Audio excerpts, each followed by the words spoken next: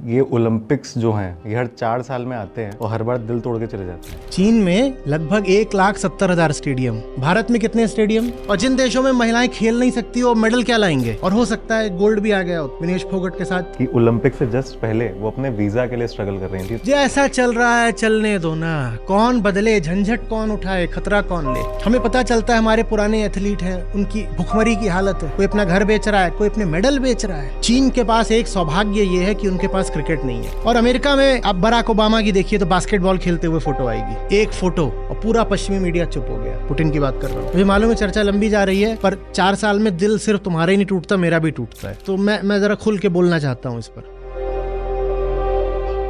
नमस्ते आचार्य जी। मेरा प्रश्न कुछ थोड़ा अलग है। ये ओलंपिक्स जो हैं ये हर 4 साल में आते हैं और हर बार दिल तोड़ के चले जाते हैं। और इस बार तो हाल कुछ ऐसा है कि पाकिस्तान भी हमसे ऊपर है जो मेडल टेली है उसमें। और मैं देख रहा हूँ कि एक तरफ भारत के जो मेडल्स हैं वो पिछले ओलंपिक्स के मुकाबले और घट गए हैं, दूसरी ओर चाइना जो है वो नंबर 1 पे आ गया, वो यूएसए से भी आगे पहुंच चुका है मेडल टेली में। अब मुझे चीज़ समझ नहीं आ रही थी कि ऐसा होता क्यों है, तो मैंने ये आपसे प्रश्न 2 दिन पहले भी पूछा था, पर उस टाइम आपने कहा था कि इस पर बाद में बात करेंगे। तो मैं एक बार आपसे समझना चाहता था कि मैंने इसलिए कहा था क्योंकि मुझे मेरी शिक्षा में एक बात बहुत जोर दे के सिखा दी गई है कि बिना तथ्यों के बात मत करो, और किसी बारे में मुंह खोलने से पहले जितना ज़्यादा हो सके जांच पड़ताल, छानबीन कर लो, फैक्ट्स का पता कर लो, फिर बात करो। और अगर नहीं पता तो मत बोलो। तो 2 दिन तुमसे इसलिए मांगे थे। तो मैंने सोचा इस पर, और मज़ेदार है, आप लोग लिखो। तो एक 4C फ्रेमवर्क मेरे दिमाग में तैयार हुआ है कि भारत की ये हर 4 साल में ओलंपिक में दुर्दशा क्यों होती है, और जैसा इन्होंने कहा कि दिल क्यों टूटता है। इस बार दिल ज़्यादा टूटा है क्योंकि पाकिस्तान एक गोल्ड लेकर पाकिस्तान भी ऊपर बैठा हुआ है। तो ये क्यों हो रहा है और कुछ बदल क्यों नहीं रहा है? ये तो छोड़ो कि गोल्ड बढ़ रहे हो, मेडल बढ़ रहे हो, पिछली बार जितना था उससे और कम हो गया। क्यों हो रहा है? तो 4C।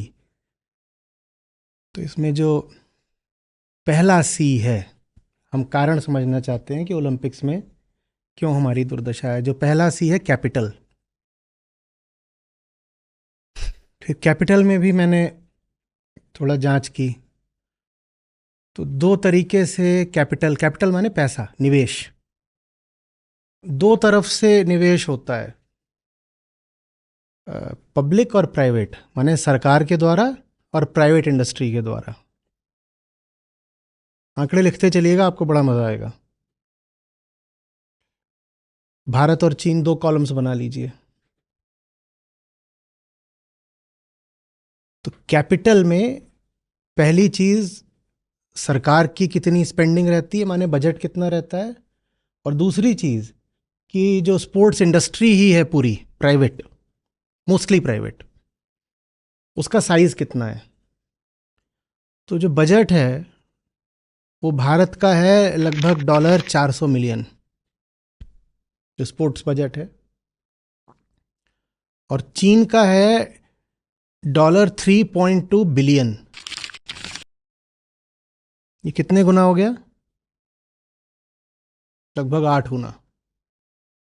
भारत का 415 मिलियन है टू बी प्रिसाइज, पिछले साल का। आबादी दोनों की लगभग एक बराबर है, भारत की थोड़ी बहुत ज़्यादा ही हो गई है। पिछले महीनों में हमने चीन से आबादी अपनी ज़्यादा बढ़ा ली है। आबादी एक बराबर है और उनकी सरकार स्पोर्ट्स में 8 गुना ज़्यादा निवेश कर रही है। तो नतीजा क्या निकलेगा? वही जो हमारे सामने है। ये तो फिर भी कुछ नहीं है। सरकार तो फिर भी शायद थोड़ी अपनी जिम्मेदारी निभा रही है, 8 ही गुने का अंतर है। अब सुनो स्पोर्ट्स इंडस्ट्री के साइज में अंतर। भारत की जो पूरी स्पोर्ट्स इंडस्ट्री है, उदित ये जो बातें बोल रहा हूँ कोलैबोरेट करते चलना, आंकड़े ऊपर नीचे ना हो मेरे, मैं मेमोरी से बोल रहा हूँ तो निकाल के देखते चलो। भारत की जो स्पोर्ट्स इंडस्ट्री है वो लगभग $2 बिलियन की है, और चीन की है 750 बिलियन के आसपास की।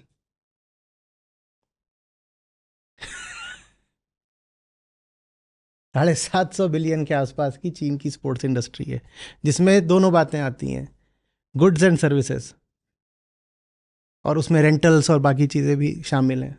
गुड्स माने खेलने के कौन से सामान पैदा कर रहे हो, सर्विसेज माने जिसमें कोचिंग सर्विसेज आ गई, स्टाफ सर्विसेज आ गई, फिजियोथेरेपी आ गया, स्पोर्ट्स से रिलेटेड बहुत सारी काउंसलिंग की आती हैं चीज़ें, वो सब इसमें आ गया। और जो आप इंफ्रास्ट्रक्चर खड़ा करते हो उसका रेंटल वगैरह है वो भी इसी में आ गया। $2 बिलियन भारत में और 700-750 बिलियन डॉलर चीन में। और ये जो है ये प्राइवेट इन्वेस्टमेंट है, ये सरकार नहीं कर रही है। इससे ही पता चल रहा है कि जो आम जनता है वो स्पोर्ट्स को कितना महत्व देती है। जब यहाँ आम आदमी स्पोर्ट्स को महत्व ही नहीं देता, और स्पोर्ट्स के नाम पे हमारे यहाँ चलता भी है क्या है, क्रिकेट। और क्रिकेट जिस वैरायटी का भारत में चलता है उसके लिए हमें बहुत ज़्यादा इन्वेस्ट नहीं करना होता। गली में क्रिकेट हो जाता है, और वो जिसको हम टेनिस की नहीं होती, टेनिस की तो महंगी आती है, उसको हम बोलते हैं किरमिच की गेंद। टेनिस वाली गेंद तो बहुत महंगी होती है असली, जो किरमिच की गेंद होती है उससे खेल लेते हैं। और फट्टा होता है वो बल्ले के नाम पे, तो उसमें क्या खर्चा करना पड़ेगा पब्लिक को। लेकिन जब ओलंपिक्स के खेलों की बात आती है तो उनमें खर्चा लगता है कि आपको अगर ओलंपिक साइज स्विमिंग पूल बनाना है उसमें इन्वेस्टमेंट लगेगा, आपको टेनिस कोर्ट खड़ा करना है उसमें इन्वेस्टमेंट लगेगा। इसीलिए भारत थोड़ा बहुत ठीक ठाक भी वहीं कर लेता है जहां बहुत इन्वेस्टमेंट नहीं लगता या कम लगता है अपेक्षाया।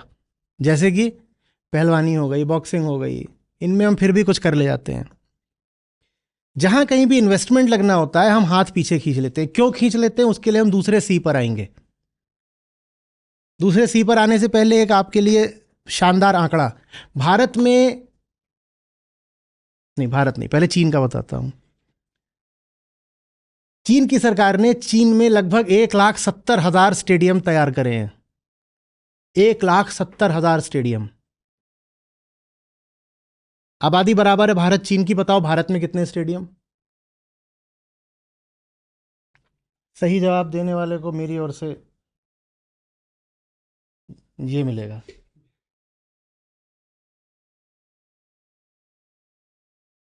चीन में लगभग 1,70,000 स्टेडियम। भारत में कितने स्टेडियम?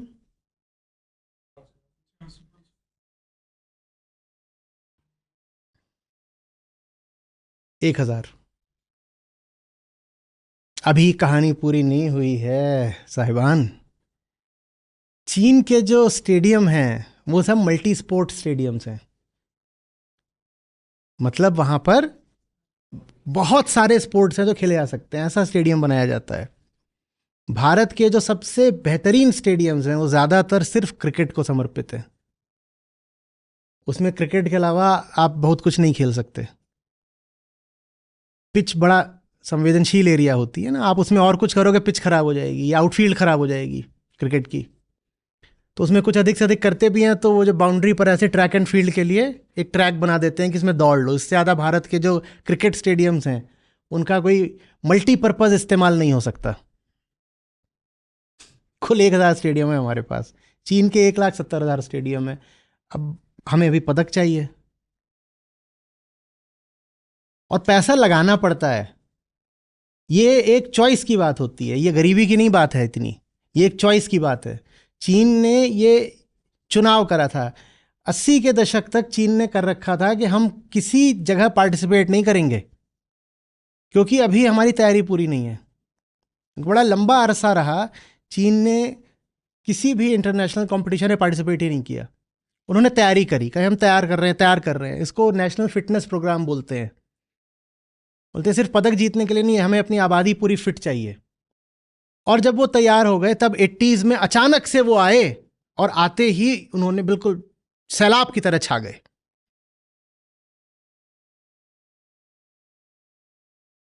तो पीटी उषा वाला एशियाड था, आप लोगों में से कम लोगों ने देखा होगा, मैंने देखा था टीवी पर।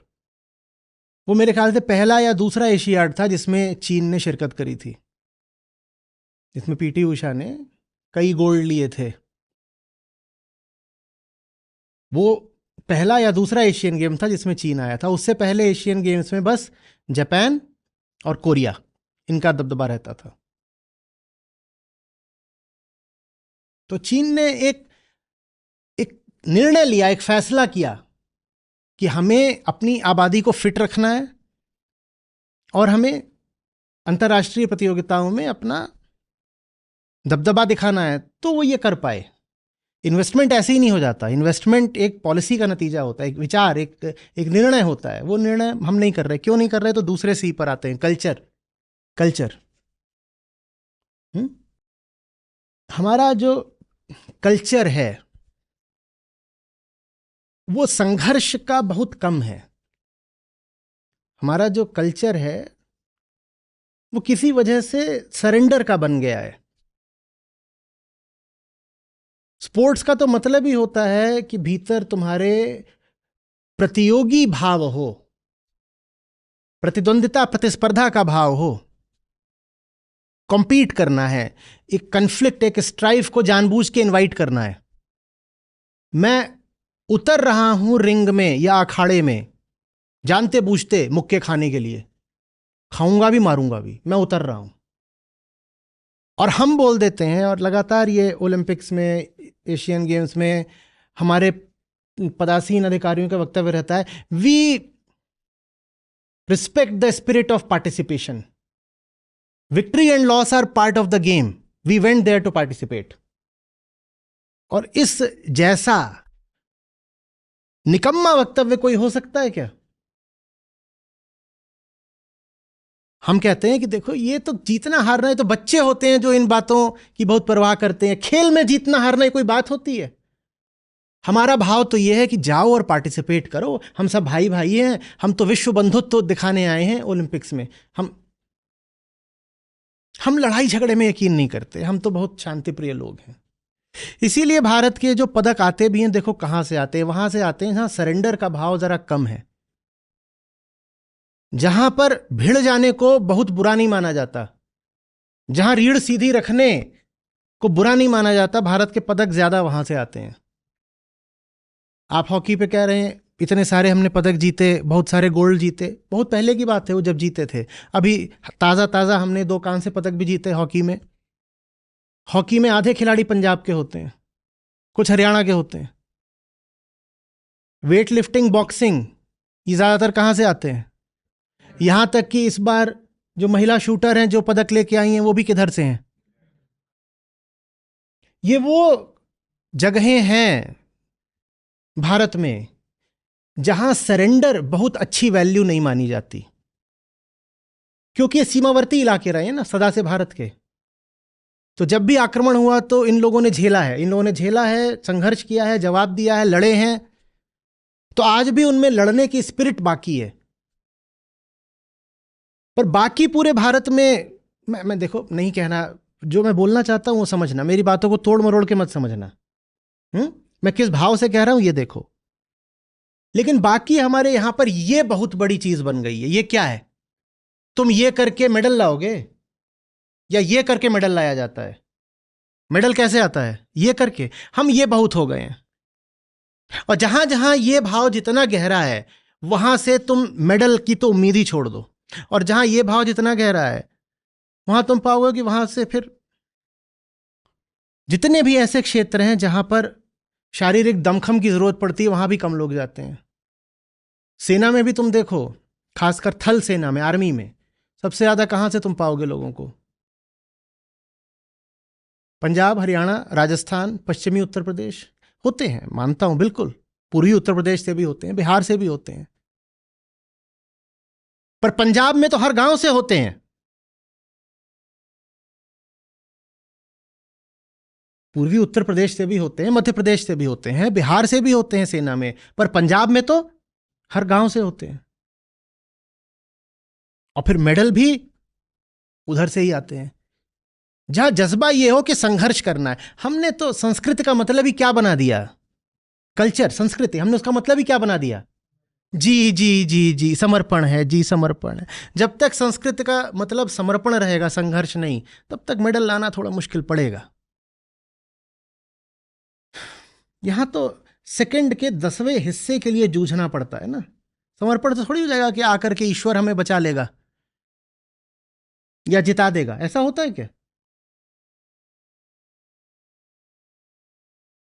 तो ये पहली चीज कल्चर में, क्या पहला सी क्या था, दूसरा सी कल्चर। कल्चर में पहली चीज हमने क्या बोली, समर्पण। अब दूसरी चीज, महिलाओं के प्रति रवैया। भारत ही नहीं, उन सब देशों के लिए ओलंपिक्स में सम्मान पाना और मुश्किल होता जाएगा जहां महिलाओं की इज्जत नहीं है। कारण बता देता हूं, बहुत सीधा कारण। ये पहले ओलंपिक्स हैं जिसमें महिलाओं की भागीदारी बिल्कुल 50% की है। 20-25 साल पहले भी जो ओलंपिक्स थे उसमें महिलाओं की भागीदारी 20-25% की थी। जब ओलंपिक शुरू हुए थे तो महिलाओं की भागीदारी 2% की थी, 2% की। और वो बढ़ते बढ़ते इस ओलंपिक्स में जाकर के 50% पहुंच गई है। माने आधे मेडल किसके हैं, महिलाओं के। तो जिन देशों में महिलाओं को खेलने के लिए प्रोत्साहित नहीं किया जा रहा, उनका अब खेलों में क्या भविष्य है, कुछ नहीं, कुछ नहीं। कुछ ही ऐसे स्पोर्ट्स बचे थे जिनमें फीमेल्स आगे बढ़ती नहीं थी या उनका पार्टिसिपेशन था ही नहीं, वो भी अब बंद हो गए। अब लगभग सारे ही खेलों में एक तरफ मेंस कॉम्पिटिशन चल रही होती हैं और एक तरफ विमेंस कॉम्पिटिशन चल रही होती हैं। तो आधे मेडल तो विमेन को ही लाने हैं, और जिन देशों में महिलाएं खेल नहीं सकती वो मेडल क्या लाएंगे, उनके पास तो फीमेल पार्टिसिपेंट्स ही नहीं है। पिछले 5 ओलंपिक से अमेरिका के 55 से 60% पदक महिलाएं ला रही हैं। अमेरिका जो हमेशा चढ़ के ऊपर बैठा रहता है ना, नंबर 1 पे रहता है, नहीं तो नंबर 2 पे हो जाता है। नंबर 2 पे भी अगर होता है तो उससे आगे या तो रूस निकलता है या कभी चीन, नहीं तो नंबर 3 पर ओलंपिक्स के इतिहास में आज तक अमेरिका नहीं आया। अमेरिका को किसने बिल्कुल टॉप पर रखा है आज तक, महिलाओं ने। ये लोगों को झटका लग जाएगा, वो कहेंगे ये ऐसी बात है। हाँ, अगर अमेरिका 10 पदक जीतता है तो उसमें से 6 महिलाओं के होते हैं, महिलाएं अमेरिका को जिता रही हैं।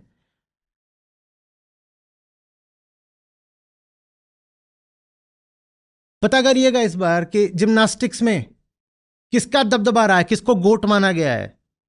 सिमोन बाइल्स, वो महिला है, और अश्वेत महिला है, और कहां की हैं, अमेरिका। अमेरिका की हैं। और इतने झोला भर के वो अमेरिका के लिए पदक लेकर के आ गई। किसमें, जिम्नास्टिक्स। जिम्नास्टिक्स में। भारत में महिला जिम्नास्टिक्स में जाए तो तुरंत उसको बोलेंगे कुलच्छिनी, कुल्टा, बेशरम, टांगे खोल करके कूद रही है। तुम्हें कहां से पदक मिल जाएंगे, आधे पदक तो महिलाओं के भरोसे हैं, वहां तुम्हारा ऐसे हो जाता है। और ऐसा करके भी इस बार जो एकमात्र प्रतियोगी है जिसने 2-2 पदक दिलाए भारत को, वो कौन है, एक महिला है। मैं किसकी बात कर रहा हूं, मनु।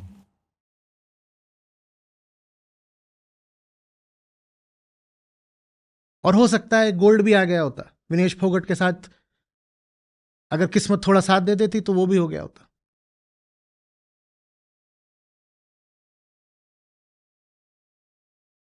महिलाओं की उपेक्षा करके तो मेडल कैसे ले आ लोगे। हॉकी के अलावा भारत ने जो मेडल्स जीते हैं, देखना है उसमें कम रिप्रेजेंटेशन के बावजूद उसमें महिलाओं का बहुत बड़ा हाथ है। तुम याद करने जाओगे तो एक के बाद एक महिलाओं के नाम याद आएंगे। अभी हमने पीटी उषा का नाम लिया था, अभी तुम्हें मीराबाई चानू का नाम याद आ जाएगा। कितनी महिलाओं का नाम याद आएगा जो भारत को पदक दिला रही हैं, जबकि भारत में महिलाओं के खेलने के लिए अच्छा माहौल है ही नहीं।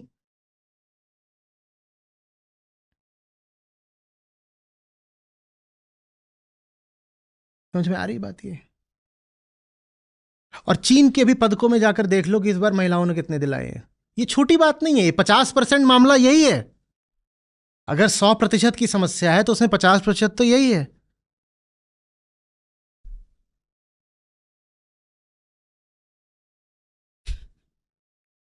कल्चर में अब तीसरी बात सुनिए, बॉडी। भारत ने पता नहीं कौन सी मान्यता के चलते देह की भारी उपेक्षा कर दी,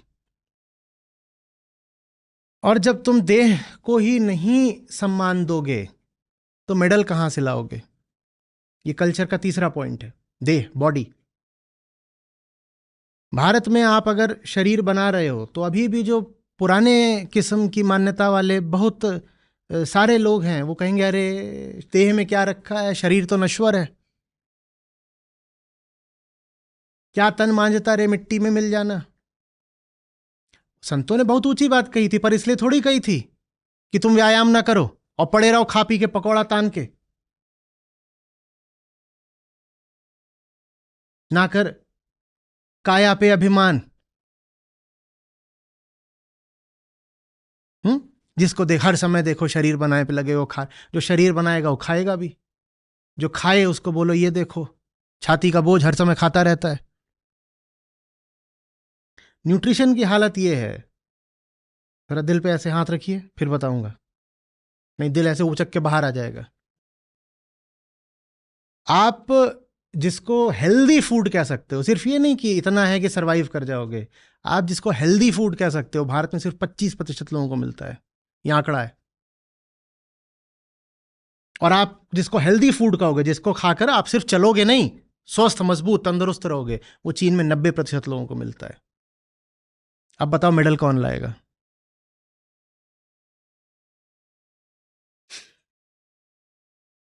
और जो अंडर नरिश्ड लोग होते हैं, कि जिनके आप अगर ब्लड टेस्ट लो तो उसमें मिनरल, विटामिन और 100 चीज़ें और गड़बड़ निकलेंगी, उनका खून लेके टेस्टिंग करो। जो मेल नरिशमेंट के केसेस होते हैं वो चीन में है बस 2%, भारत में है 16%। 16% हमारी आबादी ऐसी है कि वो बिना खाए मर सकती है किसी दिन। उनके वाइटल इंग्रेडिएंट्स ही नहीं है बॉडी में। और 75% आबादी ऐसी है जो मरेगी तो नहीं, चलती रहेगी, लेकिन उसको तंदुरुस्त या मजबूत नहीं कह सकते। 75% हमारी आबादी ऐसी है।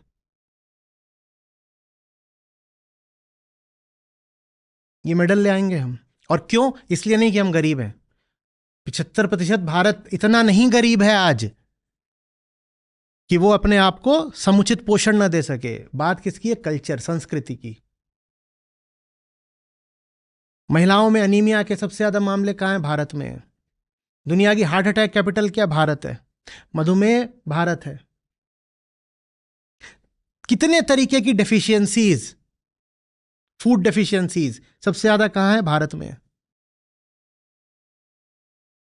कारण गरीबी ही नहीं है, गरीबी भी कारण है, पर गरीबी से ज्यादा बड़ा कारण है एटीट्यूड। शरीर का क्या है? मिट्टी है, मिट्टी हो जाना है। व्यायाम तो समय खराब करने वाली बात है, अमीरों के चोचले हैं। व्यायाम अमीरों के चोचले नहीं है भाई। Sports is to be taken as seriously as anything else. आपने अगर दिन में एक्सरसाइज नहीं करी है या स्पोर्ट्स नहीं करे हैं तो ये आपने अपने खिलाफ गुनाह कर लिया है, इसको इतनी सीरियसली लेना होगा। पर वो चीज हम में है नहीं। थोड़ा बहुत वो मेट्रो सिटीज में फिर भी आ रही है बात, छोटे शहरों में तो बिल्कुल भी नहीं है।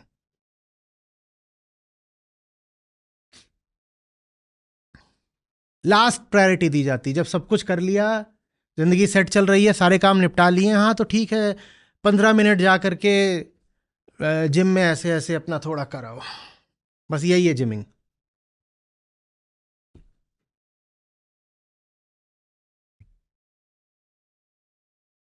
बात आ रही है समझ में? और ये जो एक एक फैक्टर बता रहा हूं, ये दूसरे फैक्टर के साथ इंटीग्रेट हो जाता है। दूसरे फैक्टर के साथ संबंध बना के इंटरैक्ट करके कंपाउंडिंग कर देता है। तीसरी चीज, तीसरा सी, कॉन्फॉर्मिटी। कॉन्फॉर्मिटी माने जैसा चल रहा है चलने दो ना, कौन बदले, झंझट कौन उठाए, खतरा कौन ले। स्पोर्ट्स का क्षेत्र सदा एक रेगुलर नौकरी से ज्यादा रिस्क का क्षेत्र होता है। आपने एक रेगुलर नौकरी ले ली, वो भी खासतौर पे सरकारी, तो ये तो छोड़ो कि तनख्वाह पक्की है, पेंशन भी पक्की है। ये तो छोड़ो कि आपको ही पेंशन मिलेगी, आप मर जाओगे तो आपके घर वालों को मिलेगी।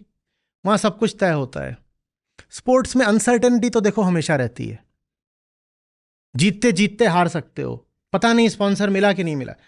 ये नहीं कि 100% अनसर्टेनिटी है, पर नौकरी से ज्यादा अनिश्चित होता है स्पोर्ट्स का क्षेत्र। और जिन लोगों को सब कुछ बंधा बंधाया सुनिश्चित चाहिए, सुरक्षित चाहिए, जो बहुत डरे हुए लोग हैं, वो रिस्क नहीं उठा सकते। हम पता नहीं क्यों बहुत डरे हुए लोग हैं, हम ऐसे।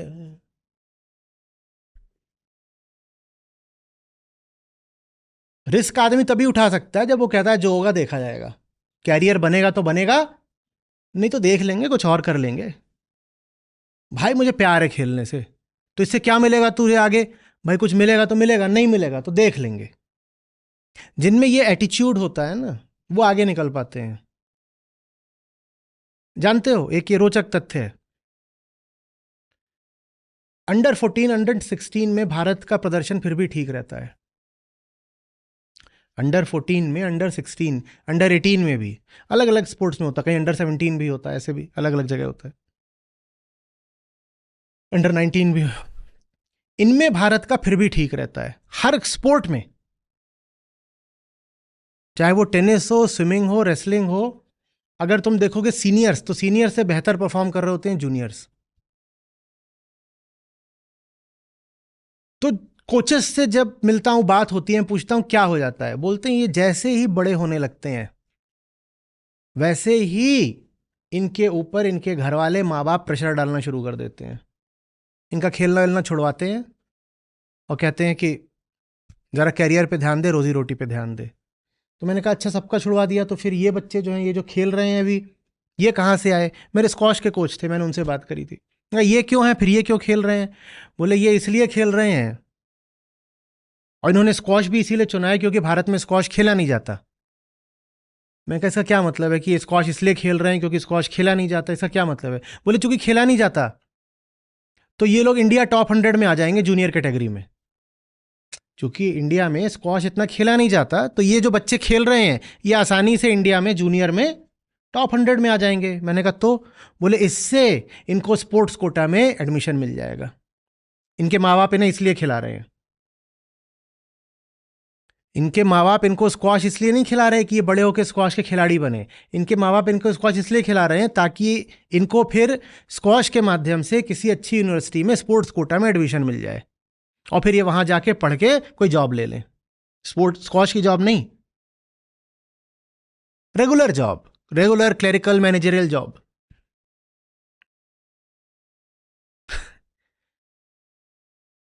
आपके एथलीट समाज से ही उठते हैं और समाज का ही आईना होते हैं, समाज के प्रतिनिधि होते हैं। जैसा समाज होगा, एथलीट को समाज में ही रहना है ना भाई।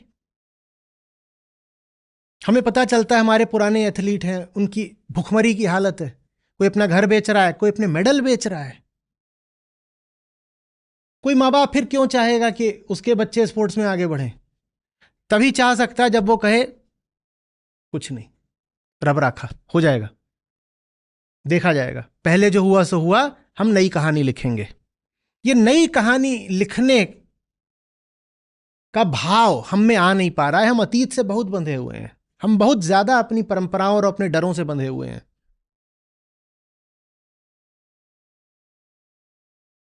समझ में आ रही बात ये? अच्छा, वो जो फूड वाली चीज थी, उसमें एक और बात याद आ गई। मुझे मालूम है चर्चा लंबी जा रही है, पर 4 साल में दिल सिर्फ तुम्हारा ही नहीं टूटता, मेरा भी टूटता है। तो मैं जरा खुल के बोलना चाहता हूं इस पर। कुछ दशकों पहले तक आम चीनी की जो औसत लंबाई होती थी वो आम भारतीय से कम होती थी। हमने मेहनत न करके, व्यायाम न करके, अपने आप को समुचित भोजन न देके अपनी ये हालत कर ली है कि आज औसत चीनी औसत भारतीय से लंबा हो गया है। नहीं तो पहले आप लोग मजाक में भी ये करते थे ना कि चीनी कद में थोड़ा छोटा होता है। अब वो हालत नहीं है, चीनियों का कद बहुत तेजी से बढ़ा है।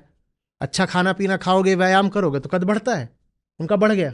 2 पीढ़ियों में उन्होंने अपना कद बदल डाला। 1960 से उन्होंने अपना शुरू करा था, 60 से 80 तक कुछ खास नहीं कर पाए।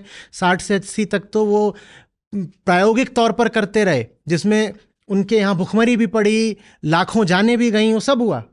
लेकिन फिर उनके प्रयोग सफल हुए। 80 के दशक के बाद से उन्होंने अपना सब बदल डाला, अपना कद तक बदल डाला।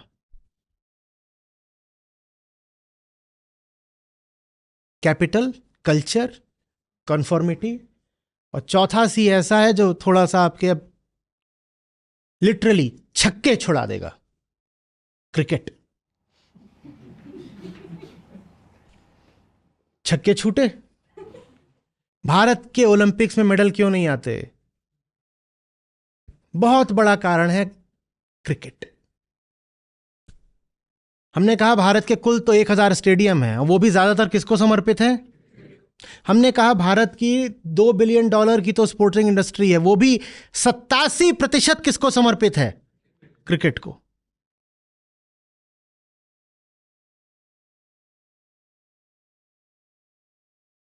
क्रिकेट ने बाकी सब खेलों को लील लिया है बिल्कुल।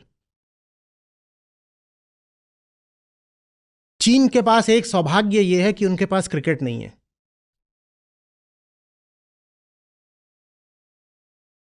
अमेरिका के पास भी यह सौभाग्य है, पर भारत अब धीरे धीरे अमेरिका में क्रिकेट को ला रहा है।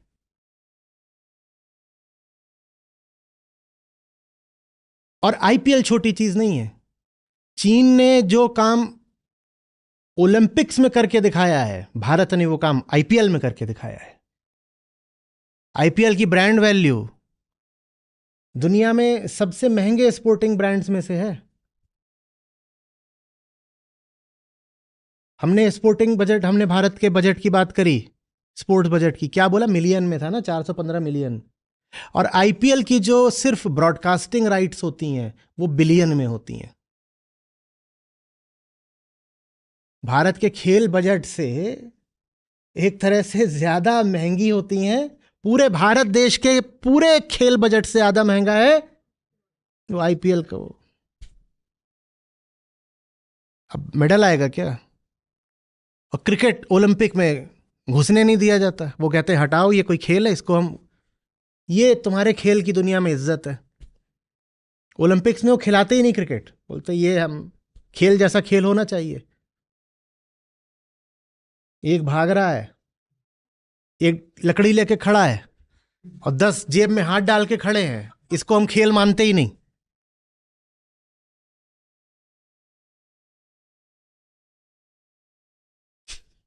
ये कौन सा खेल है जिसमें बीच में लंच और टीबी होता है?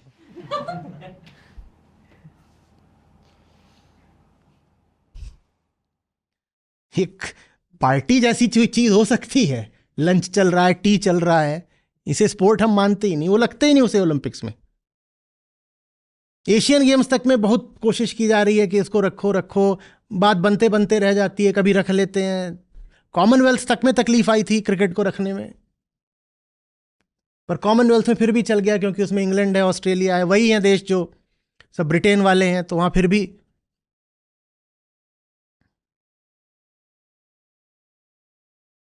समझ में आ रही है बात? ये 4 सी हैं। जब तक इन 4 सी से आजादी नहीं मिलेगी, हर चौथे साल दिल टूटेगा ही टूटेगा। कुछ पदक आ जाएंगे, वो ज्यादातर इंडिविजुअल ब्रिलियंस से आएंगे, वो सिस्टमिक प्रोडक्ट्स नहीं होंगे। वो ऐसा नहीं है कि सिस्टम ने उन लोगों को, उन खिलाड़ियों को पैदा करा, नहीं। चाइना में खिलाड़ियों को सिस्टम पैदा करता है। भारत में खिलाड़ी सिस्टम के खिलाफ जाकर के मेडल लाता है। यहां तो वो मेडल ला भी रहा होता है तो सिस्टम उसको रोकता है कि मेडल ना ला।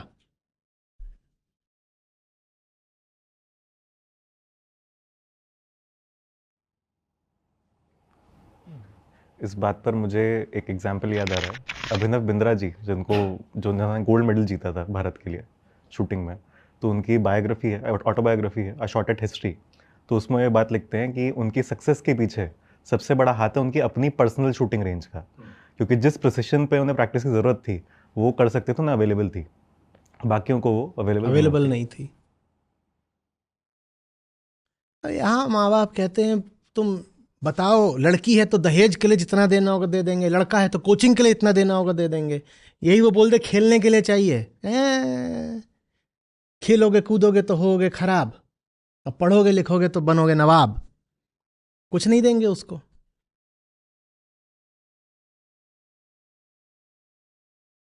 दो चार तो मेरे पीछे पड़े हैं, बोल रहे हैं आपका जीवन आपका समय बहुत कीमती है, आप उसको टेनिस जैसी व्यर्थ चीजों में क्यों लगा रहे हो।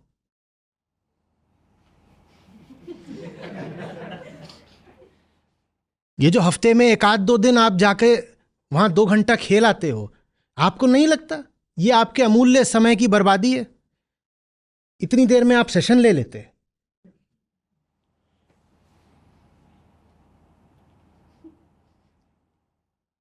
इनको समझ में ही नहीं आता।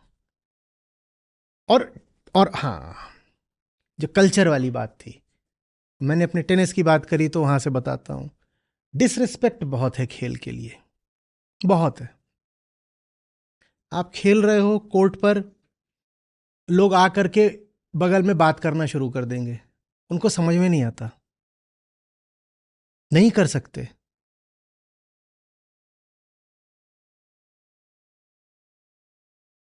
मुझे गार्ड खड़ा करना पड़ता है कि मैं खेल रहा हूं तो कोई घुस ना आए, नहीं तो बीच कोर्ट में आकर आचार्य जी हमने आपको देखा, हम आपका बहुत देखते हैं।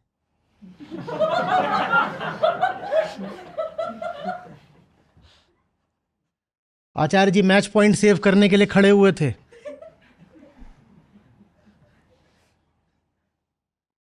हो गया, इधर उधर भागता फिरता हूं, कोई खाली कोर्ट मिल जाए जहां लोग आसपास ना। बहुत घोर असम्मान है खेल के प्रति। मैंने टेनिस कोर्ट पे लोगों को बैडमिंटन खेलते देखा है। मैंने ऐसे दोनों हाथ उठा करके कहा था कोर्ट अभी फट जाए और मैं इसमें समा जाऊं, बस यही देखना बाकी रह गया था। प्रेमी जोड़ा था,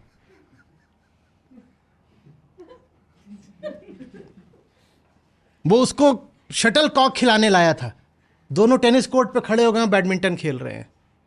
मजाक नहीं कर, सच में देखा है। याद करता हूं ना, मतलब एकदम कुछ छन से जो टूटे कोई सपना। ये हमारे यहां पर खेल का सम्मान है। खेल ही तो है, खेल में क्या है। Let's get down to some serious work. खेल तो बेकार की बात है।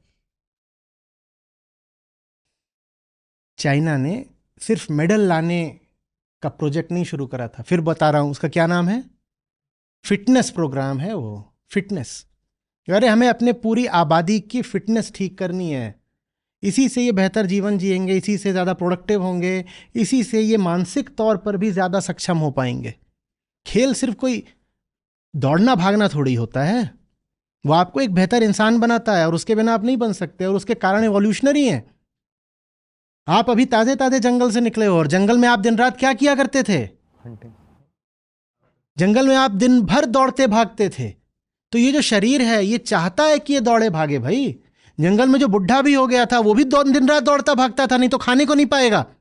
या जंगल में ऐसा होता था कि ताऊ जी 70 के हो गए हैं तो पड़े हुए हैं तोंद उठा के और सब लोग आके पांव मींज रहे हैं उनके? ऐसा होता था जंगल में? तुम आखिरी दिन तक भी खुद दौड़ भाग करोगे तो खाने को पाओगे, नहीं तो नहीं पाओगे। ऐसा हमारा शरीर है। और ये शरीर जो बना ही है मेहनत करने के लिए, जब आप इससे मेहनत नहीं कराते तो शरीर ही नहीं दिमाग भी बेकार हो जाता है।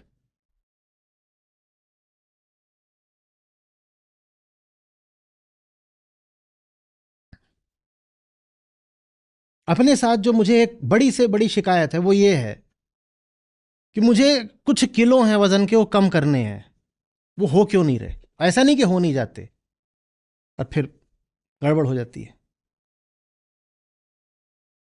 ये एक बड़ी बात होनी चाहिए, ये अपने खिलाफ शिकायत की लज्जा की बात होनी चाहिए।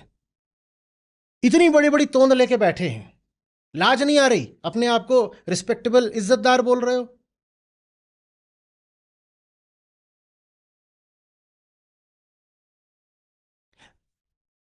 अमेरिका के सीईओज देखे हैं कैसे होते हैं? सारे कैसे होते हैं? एक के बाद एक याद कर लो। उनमें सब में शारीरिक तौर पर साझी बात क्या याद आ रही है? सब लीन और फिट होते हैं। आप मोटे वोटे हो गए तो आपको कंपनी से निकाल दिया जाएगा, कम से कम आपको कोई जिम्मेदारी का पद नहीं दिया जाएगा। ये भारत में है कि जो सबसे जिम्मेदार लोग होते हैं, नेता और अफसर वगैरह, वो इतने मोटे होते हैं और कोई पूछता नहीं कि तुम इतने मोटे हो तो तुम नेता, मंत्री, अफसर कैसे बन सकते हो? रिजाइन करो। भारत में किसी को फर्क नहीं पड़ता है कि वो अब, कई बार ये लोग जाकर के अपनी फोटो वगैरह दिखाना चाहते हैं कि हम कुछ कर रहे हैं, और जब ये अपनी फोटो दिखाते हैं कुछ खेलते हुए या योग करते हुए तो और ज्यादा पता चलता है कितने भयानक मोटे हैं, एकदम अनफिट है। और अमेरिका में आप बराक ओबामा की देखिए तो बास्केटबॉल खेलते हुए फोटो आएगी, उनकी कदकाठी भी ऐसी थी बास्केटबॉल प्लेयर जैसी। और बहुत आपको मिल जाएगा बराक ओबामा बास्केटबॉल खेल रहे हैं और बहुत स्मार्ट लग रहे हैं। ट्रंप की बात अलग है, मैंने पहले ही देख लिया है कि आपत्ति आने वाली है। एक्सेप्शंस प्रूव द रूल, ठीक है। फिर अमेरिका में भी अब देसी बहुत बढ़ रहे हैं, कुछ तो असर पड़ेगा।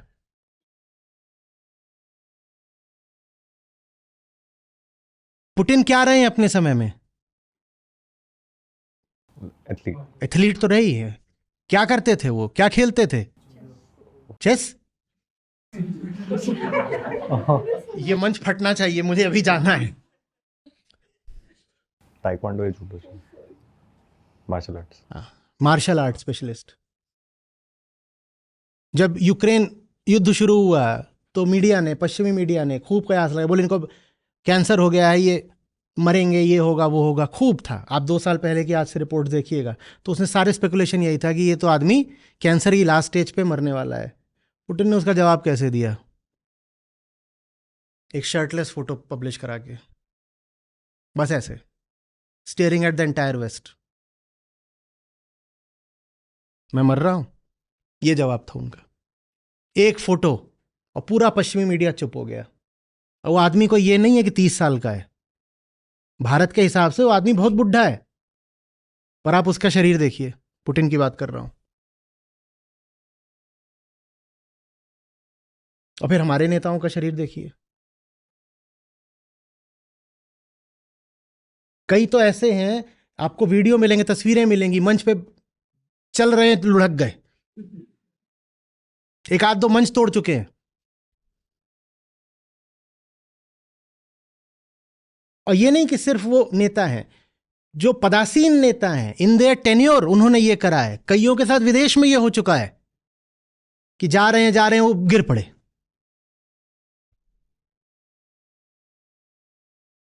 कहीं और ये हो जाए तो इसी आधार पर जो नेता है वो इस्तीफा दे देगा, कहेगा I am no more physically fit.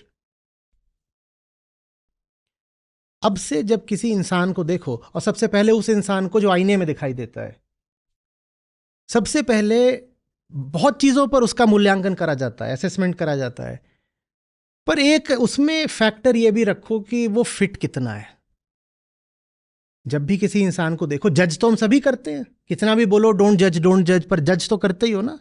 उसको जजमेंट मत बोलो, उसको असेसमेंट बोलो, मूल्यांकन। किसी भी इंसान का जब मूल्यांकन करो ना तो उसमें यह बात भी रखो, फिट है कि नहीं है। और फिट नहीं है तो कुछ नंबर काट लो। मैं भी फिट नहीं हूं तो कुछ नंबर मेरे भी काटा करो।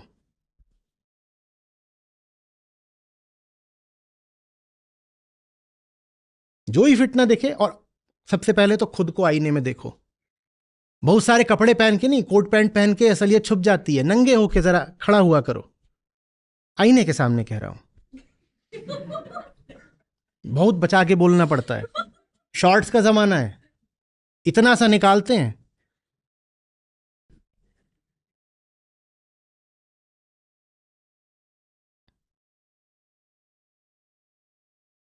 और फिर इसीलिए, ताकि पता ना चले हम कैसे हैं, भारत में जितने घनघोर लंबे लंबे कपड़े पहने जाते हैं उतने दुनिया में कहीं पहने जाते हैं? एक बार तुमने कुर्ता पजामा पहन लिया, और कुर्ते पजामे से भी ज्यादा, भारत से भी ज्यादा खतरनाक पाकिस्तान और अफगानिस्तान का है। वहां पे क्या चलता है? पठानी। सलवार कमीज। एक बार तुमने वो पठानी सूट पहन लिया, तुम्हारी तोन छुपने लगती है। कुर्ता पजामा भी छुपाने लगता है, तो भारत में कुर्ता पजामा चलता है। महिलाएं मुस्कुरा क्या रही हैं? साड़ी के बारे में क्या विचार है? ये जो इतने फिट की बांधते हो, उसमें फिर कुछ पता भी चलता है कितने? यही अगर थोड़े ऐसे कपड़े पहनो जिसमें तन थोड़ा तो खुला हो, तो खुद ही बहुत सारा मांस लीक कर करके बाहर आएगा, तो पता चलेगा कि ये इतना सारा मामला गड़बड़ था अंदर। अभी तो सब छुप जाता है, लीकेज पता ही नहीं चलती।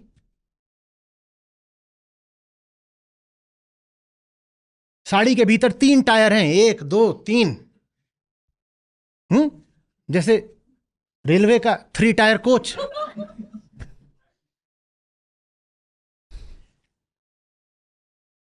कुछ पता नहीं चलता क्या है। यही जब थोड़े कपड़े ऐसे होते हैं तो पता चलता है कि सोचना इस बात को कि हमारी पूरी संस्कृति ही देह की अवमानना पर खड़ी हुई हो। जैसे आदमी मोटा और भद्दा हो जाएगा तो शरीर तो छुपाएगा अपना। मैं नहीं कह रहा देह उघाड़ना या शरीर का अश्लील प्रदर्शन करना अच्छी बात है, पर मैं कह रहा हूं कि शरीर छुपाना मजबूरी बन जाती है जब देह भद्दी कर लेते हो। मुझे एक आंकड़ा अपनी तरफ से याद आ रहा था कि जब मैं ये देख रहा था कि ऑल टाइम सारी कंट्रीज़ की जो मेडल टेली है, उसमें बहुत सारे अफ्रीकन देश भी हैं जो भारत से बहुत गरीब हैं। जैसे फॉर एग्जांपल इथोपिया, जिन्होंने भारत से ज़्यादा मेडल हासिल करे हैं थ्रू आउट हिस्ट्री, और उनका जो कंटिजेंट होता है वो भी भारत से मतलब बड़ा होता है। वो गरीब भी हैं और आबादी में छोटे भी हैं। ऐसे देश जिनकी प्रति व्यक्ति आय भारत से आधी है और जिनकी आबादी भारत की अपेक्षा 1/20 है, वो भी भारत से ज़्यादा पदक कैसे हासिल कर लेते हैं? आंसर उसी 4C फ्रेमवर्क में है जो आपको दिया। अगर 4C हैं तो उसमें कैपिटल सिर्फ 1C है। कैपिटल 1/4 है ना। क्या क्या था? Capital, culture, conformity, cricket. ये 4C थे जिनके कारण भारत को पदक नहीं मिलते। तो कैपिटल में भारत हो सकता है कि वो जो गरीब अफ्रीकन देश है उससे आगे हो, बाकी 3 चीज़ों में वो हमसे आगे है, तो हमसे ज़्यादा पदक ले आता है। 117 लोगों का हमने इस बार दस्ता भेजा था। बहुत कोई छोटा दस्ता नहीं है। कुछ नहीं, ठन गोपाल जी। इसके अलावा अभी जस्ट एक इन्फॉर्मेशन आई है, कुछ ट्वीट्स हैं जो शायद विनेश फोगाट जी के हैं, कि ओलंपिक से जस्ट पहले वो अपने वीज़ा के लिए स्ट्रगल कर रही थी, तो वो ट्विटर पे उन्हें लिखना पड़ रहा था। हाँ। ये देखो, हम नहीं इज्जत देते स्पोर्ट्स को, नहीं देते तो नहीं देते। मैं जहाँ खेलने जाता हूँ वहाँ रेस्टोरेंट भी है, उसी कंपाउंड में रेस्टोरेंट भी है और टेनिस कोर्ट भी है। रेस्टोरेंट एकदम वेल मैनेज रहता है, स्पिक स्पैंक। मजाल है वहाँ गंदगी हो जाए ज़रा सी भी। टेनिस कोर्ट में गंदगी रहती है, उतनी नहीं, पर जब मैं रेस्टोरेंट को देखूं और कोर्ट को देखूं तो स्पष्ट रहता है कि ज़्यादा इज्जत खाने पीने को रेस्टोरेंट को दी जा रही है, कोर्ट को कम इज्जत दी जा रही है। इसी तरीके से आप अगर भारत में स्पोर्ट्स मेडिसिन में हो या स्पोर्ट्स काउंसलिंग में हो या ट्रेनिंग में हो, आपका काम किसी ब्यूरोक्रेटिक काम से ही नहीं समझा जाता है।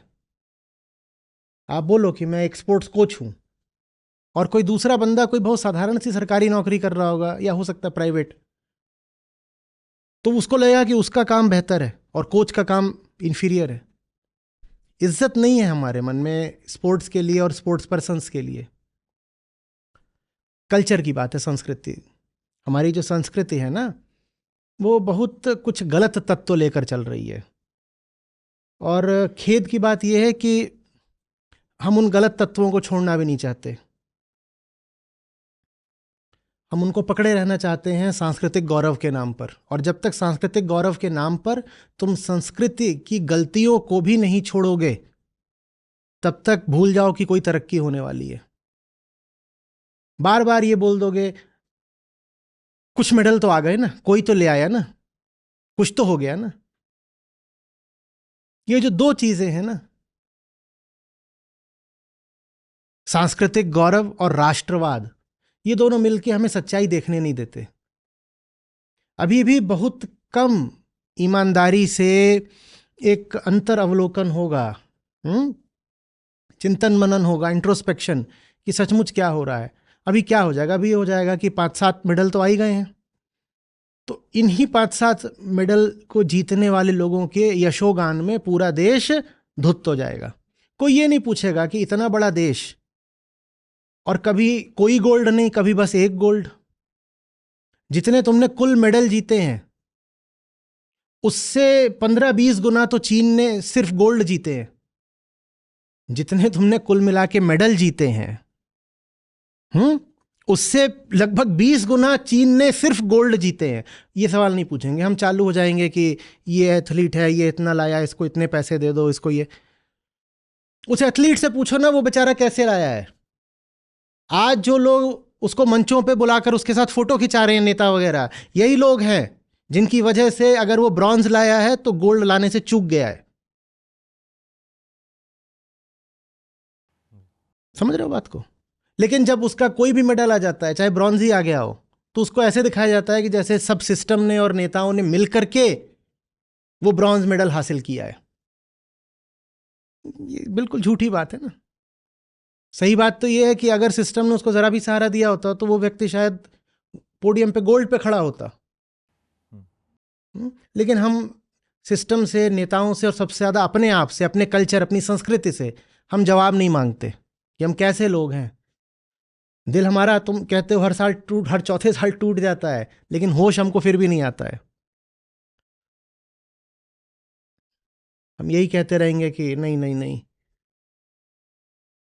देखो, we are a great country, तो हमारे जितने भी मेडल्स आए हैं हमें सेलिब्रेट करना चाहिए।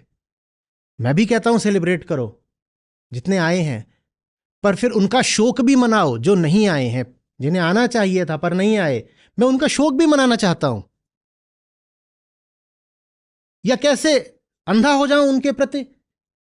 वो सब संभावनाएं जो साकार नहीं हो पाई, वो सब जो कुछ हो सकता था पर हमारी ही काहिली की वजह से नहीं हुआ, मैं उसको भूल जाऊं? कैसे भूल जाऊं? और अगर भूलता रहूंगा तो यथास्थिति बनी रहेगी, कोई तरक्की कभी नहीं होगी। दर्द होना चाहिए, चोट लगनी चाहिए, अपमान का अनुभव होना चाहिए, और इतनी गैरत होनी चाहिए, ईमानदारी होनी चाहिए कि अपने गिरेबान में झांके और हमारे ही भीतर, हमारे विचार में, हमारे रवैये में और हमारी संस्कृति में जो दोष हैं उनको निकाल के बाहर फेंक दें।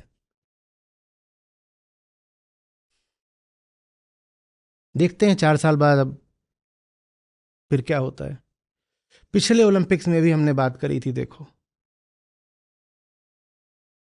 मुझे याद आ रहा है, पिछले ओलंपिक्स में भी बात करी थी और उसकी रिकॉर्डिंग भी कहीं पड़ी होगी, यूट्यूब पर भी पड़ी होगी। इस ओलंपिक्स में ही बात कर रहे हैं। मुझे डर है कहीं अगले ओलंपिक्स में भी ऐसी ही बात ना कर रहे हो। इसमें एक सवाल था, आपने कल्चर की बात करी और उसमें सरेंडर की बात करी, तो बहुत से लोग कहते हैं कि पिछले कुछ सालों से जो ये सरेंडर वाला कल्चर था अब ये तो बदल रहा है। अब लोग जो हैं वो एक्चुअली एग्रेसिव हो गए हैं और वो अब दबते नहीं हैं, जाग रहे हैं, इस तरह की संज्ञा का इस्तेमाल करते हैं। और ज्यादा दब रहे हैं। जिसको तुम कहते हो कि भारत में एग्रेसिव कल्चर आ रहा है, वहां लोग किस पर एग्रेसिव हो रहे हैं? जो कमजोर है उस पर एग्रेसिव हो रहे हैं। कमजोर पर एग्रेसिव होने से मेडल थोड़ा ही आ जाएगा। मेडल तो आता है जब अपने से ज्यादा जो दमदार है उसको गिरा दो। विनेश फोगट ने जिसको हराया था वो लगभग 90 मैच से नहीं हारी थी, जापान की जो खिलाड़ी थी। मेडल आता है किसी ऐसे को हराने में जो अपने से ज्यादा ताकतवर हो, अपने से ज्यादा पहुंचा हुआ हो। और भारत में जो आक्रामकता आ रही है वो यही है कि जो संख्या में कम दिखे, गरीब दिखे, किसी भी तरीके से कमजोर दिखे, जाके उस पर चढ़ बैठो, आक्रामक हो जाओ, उसको गिरा दो। सामरिक मिलिट्री क्षेत्र में भी हम किनको आंखें दिखा रहे हैं? वही जो देश हमसे कमजोर हैं और कम आबादी वाले हैं। चीन तो हम पे चढ़ा हुआ बैठा हुआ है, हम चीन का कुछ कर पा रहे हैं क्या? कौन सा एग्रेशन? कौन सा एग्रेशन?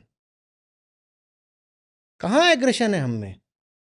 कमजोर को आंखें दिखाना एग्रेशन नहीं कहलाता। राइट एग्रेशन का मतलब होता है सच्चाई की रक्षा के लिए मैं भगवान से भी भिड़ जाऊंगा। कोई होगा, बड़े से बड़ा ताकतवर देश होगा, चीन होगा, कोई होगा, अगर मुझे पता है कि सच्चाई मेरे साथ है तो मैं उसे दबूंगा थोड़ी। ये होता है राइट एग्रेशन। वो राइट एग्रेशन हमें कहां देखने को मिल रहा है?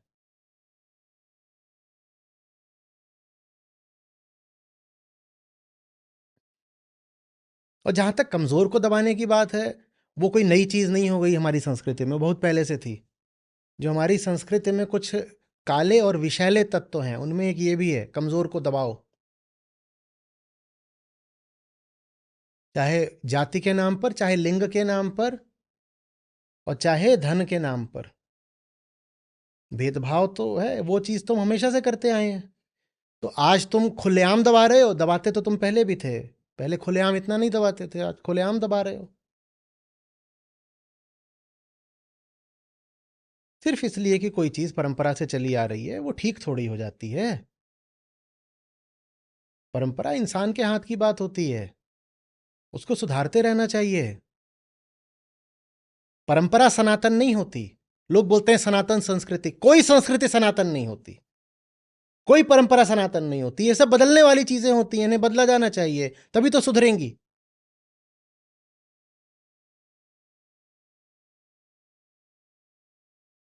सनातन बस एक बात होती है, क्या? सत्य, जो नहीं बदल सकता, और उसी की ओर लगातार बढ़ना, सिर्फ उसी के सामने झुकना धर्म कहलाता है। तो सनातन धर्म क्या है? सच्चाई के अलावा किसी के सामने नहीं झुकूंगा, सच्चाई के अलावा संस्कृति के सामने भी नहीं झुकूंगा, यह है सनातन धर्म।